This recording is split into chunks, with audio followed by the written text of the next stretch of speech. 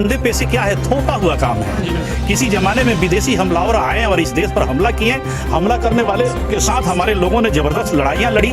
जो शहीद हो गए वो तो चले गए, जो गुलाम बन गए उनके ऊपर उनसे जबरदस्ती मैला फेंकवाया गया, उनके हाथों में झाड़ू दिया गया, सजा के तौर पर लोगों को उसे फेंकने के लिए मजबूर किया गया। हमारे लोगों ने उसे फेंकना मंजूर किया, लेकिन धर्म परिवर्तन नहीं किया। छोटा सा आपके जीवन में कोई ऐसा दौर आया हो कि आपको भी किसी ने कहा हो कि आपका काम जो है ये पढ़ाई लिखाई का नहीं है और आपका काम तो ये सफाई का है, तो कोई दौर ऐसा आया हो?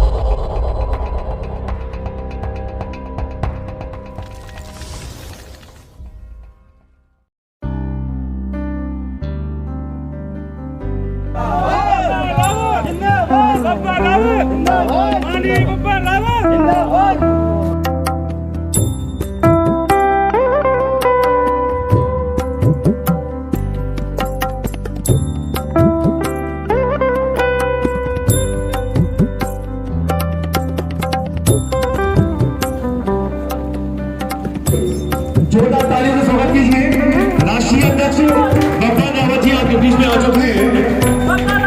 जिंदाबाद। जोरदार तालियों से स्वागत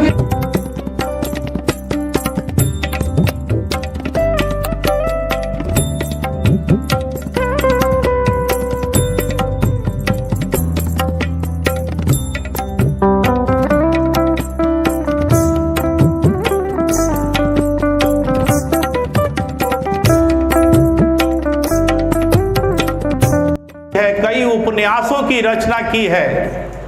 यदि आप लोगों में से कोई व्यक्ति उनकी एक उपन्यास जूठन कहीं से मिल जाए, रेलवे स्टेशन पर मिलेगा, जूठन को यदि आप खरीद कर पढ़ लेंगे तब समझ जाएंगे कि हमारे समाज के दर्द को किस तरह उन्होंने उकेरा है।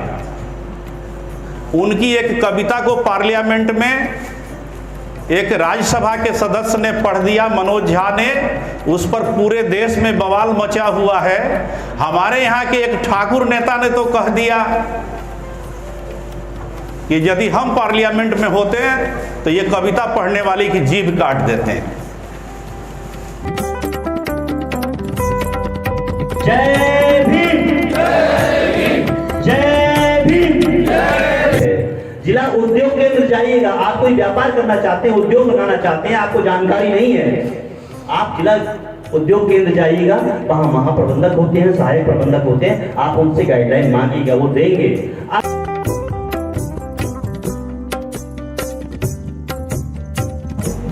नमस्कार, मैं सुनील अंजाना, जागो समाज चैनल में आपका स्वागत करता हूं। आज हमें उत्तर प्रदेश की झांसी में और हमारे साथ में है माननीय बब्बन रावत साहब, जो यहाँ पर एक बड़ा आयोजन यहाँ पर किया गया है, सम्मान समारोह यहाँ पर किया गया है। शिक्षा के ऊपर यहाँ पर चर्चाएं हुई हैं और जो लोग झाड़ू छोड़कर और जो व्यवसाय में गए हैं, व्यापार में गए हैं, इनको सम्मानित करने के लिए बब्बन रावत साहब जो है वो यहाँ पर एक बड़ा कार्यक्रम किए हैं और बुंदेलखंड की ओर से ये कार्यक्रम किया गया है झांसी में। तो सर, क्या कहेंगे आज के कार्यक्रम के बारे में, क्या आपने विषय रखे? मैं बब्बन रावत, राष्ट्रीय अध्यक्ष महादलित परिसंघ। आज महादलित परिसंघ के बुंदेलखंड यूनिट के द्वारा झाड़ू छोड़ो कलम उठाओ, शिक्षा को हथियार बनाओ, महादलित परिसंघ का ये नारा है। और इसके तहत समाज के अंतिम वर्ग में जो लोग आते हैं, जिन्हें हम वाल्मीकि कहते हैं, ऐसे लोग जो गंदे पैसे को छोड़ करके, झाड़ू के काम छोड़ करके दूसरे व्यवसाय को चुने हैं, दूसरे कार्य में गए हैं, वैसे लोगों को आज सम्मानित किया गया। लगभग 150 लोगों को सम्मानित किया गया है। यह एक बड़ी बात है और इसे हम अपने आंदोलन की सफलता की ओर मान कर चल रहे हैं कि यह हमारा जो अभियान था, शिक्षा को हथियार बनाओ, झाड़ू छोड़ो कलम उठाओ, ये सफल हो रहा है। जी, तो क्या विषय निकल कर आए, क्या समस्याएं निकल कर आई, क्योंकि लोग यहाँ पर पहुँचे हैं, अपनी समस्याएं भी आपके सामने रखी है, और क्या निवारण उन पर होगा? देखिए, लोग गंदे पैसे से अपने को मुक्त करना चाहते हैं, छुटकारा चाहते हैं, लेकिन उनमें अवेयरनेस की कमी है, उनमें जानकारी का अभाव है, उनको बताने वाले लोग नहीं हैं। तो आज के कार्यक्रम में अवेयरनेस प्रोग्राम के तहत उनमें जागरूकता लाने के लिए विभिन्न वक्ताओं ने अपने वक्तव्य दिए। हमारे बीच में बम्बई से आनंद प्रसाद जी उद्योगपति आए हैं। उन्होंने ये भी बताया कि उद्योग के तरफ आप कैसे विकसित हो सकते हैं, कैसे आगे बढ़ सकते हैं। हमारे यहाँ ट्रेनर के रूप में मदन पाल जी थे, उन्होंने बताया कि आप कैसे एम्प्लॉयमेंट पा सकते हैं, कैसे किसी दूसरे रोजगार में जा सकते हैं। तो लोगों को समझाने की ज़रूरत है। डॉक्टर अंबेडकर ने कहा है कि गुलामों को उनकी गुलामी का एहसास करा दो, वे आज़ादी के लिए क्रांति कर देंगे। तो डॉक्टर अंबेडकर के जो बातें थी, ये गुलाम कौन है? गुलाम ये वाल्मीकि समाज है। इनको समझाने वाले लोग नहीं हैं। इनको यदि सही ढंग से समझा दिया जाए तो अपनी आज़ादी के लिए क्रांति कर देंगे। अच्छा, अभी आपने कितने जो युवा थे और महिलाएं थी उनको आपने सम्मानित किया, और आप बता रहे थे कि वो ये जो झाड़ू पेशा काम छोड़कर वो व्यापार में गए हैं। तो सभी को झांसी वासियों को मेरा नमस्कार। मैं मनोरमा झांसी से, क्योंकि हमारा ये समय जो है, हमारा समय किस लिए है, यानी हमारा जीवन किस लिए है और क्यों है, किस लिए है। इसलिए हम चाहेंगे अपने समय को किसी के सामने मत रखिए, अपने समय को खुद यूज करिए, क्योंकि जो हम चाहते हैं हम खुद कर सकते हैं। अपनी सोच को बदलिए, क्योंकि किसी के नौकर ना बनिए, खुद के मालिक बनिए।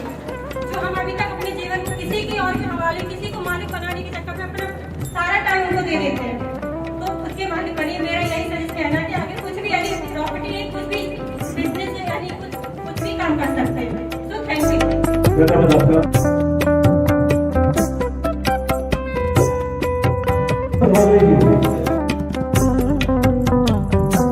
ये अभियान लगातार 8 साल से चल रहे हैं।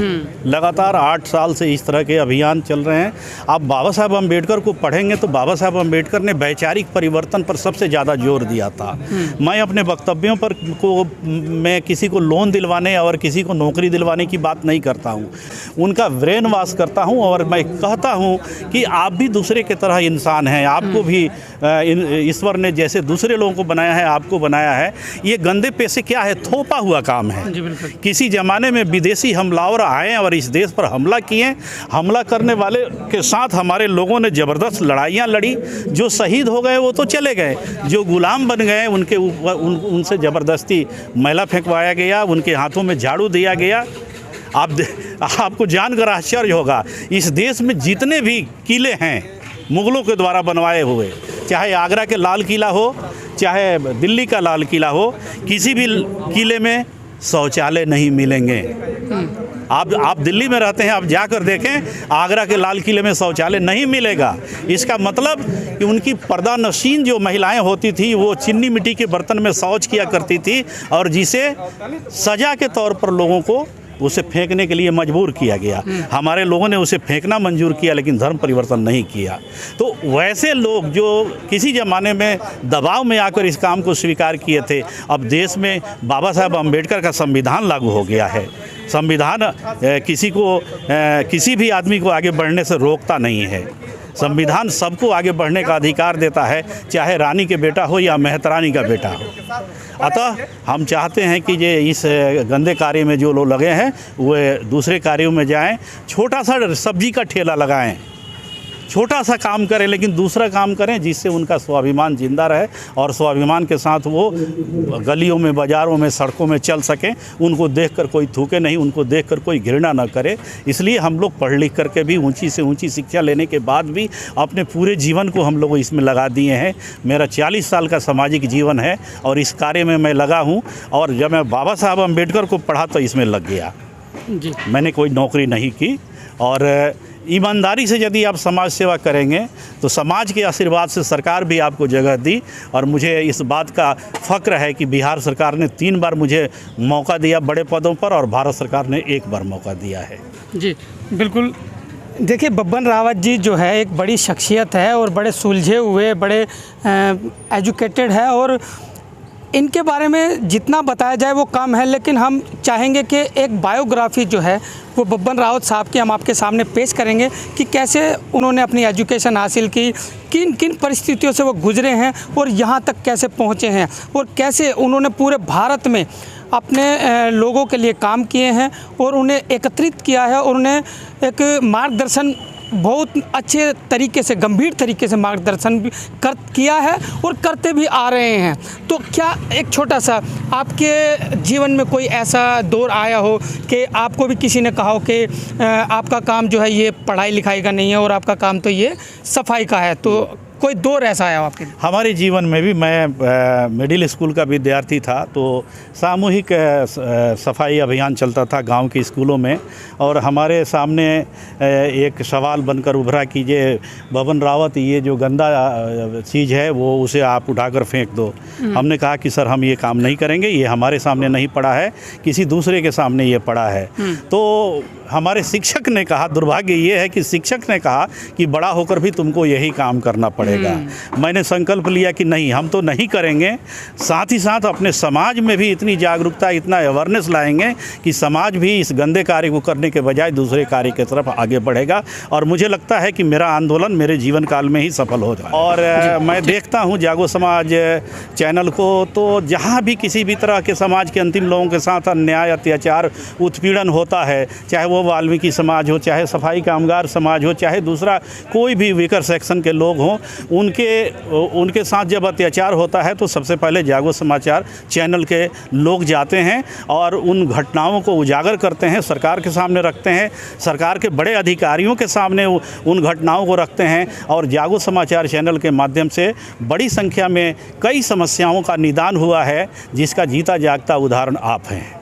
जी, धन्यवाद सर। Thank you. तो ये थे हमारे साथ में, देखिए, बब्बन रावत साहब, जो कि राष्ट्रीय सफाई कर्मचारी आयोग के वाइस चेयरमैन रह चुके हैं और भारत सरकार में, और इन्होंने अपने कार्यकाल में बड़े कार्य जो है वो किए हैं सफाई कर्मियों के उत्थान के लिए, चाहे वो उनकी परेशानियां हो या उत्थान के लिए इन्होंने बड़े कार्य किए हैं। और जीवन में महादलित परिसंघ के माध्यम से जो संगठन है इनका पूरे भारतवर्ष में, उसको लेकर ये बड़े गंभीर विषय पर चर्चा करते हैं, कार्यक्रम करते हैं और लोगों को आगे बढ़ने की प्रेरणा देते हैं। तो ये है उत्तर प्रदेश का झांसी। तो चलिए, इसी के साथ मैं सुनील अंजाना, जागो समाज चैनल, आपका अपना चैनल।